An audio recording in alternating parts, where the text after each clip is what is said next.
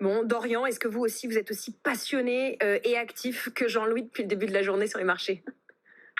Alors, on l'a surtout été ces derniers jours parce que chez Myrto Placement, on a avant tout été exposé sur LVMH et Kering ces dernières semaines, beaucoup plus en tout cas que sur Hermès et L'Oréal, qui sont des titres, je dirais, un peu plus secondaires de notre point de vue, bien qu'ils soient quand même des capitalisations essentielles du CAC 40. En tout cas, à court terme, on garde toujours ce même biais haussier mais prudent.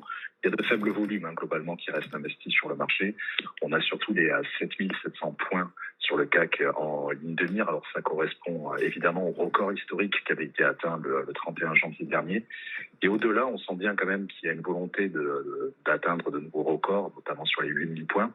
Avec ce cas de figure très spécifique, c'est que par définition, le CAC n'a jamais dépassé les 7007 et donc on va devoir s'en remettre certainement à des niveaux psychologiques, c'est-à-dire toutes les tranches de 100 points, 7008, 7009 et bien sûr on risque de parler potentiellement dans les prochaines séances, prochaines semaines, pourquoi pas de ce fameux 8000 points.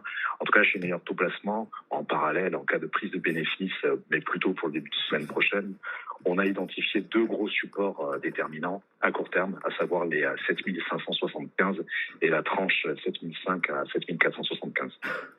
Merci beaucoup, Dorian Merci à vous. Abadi de Mierto.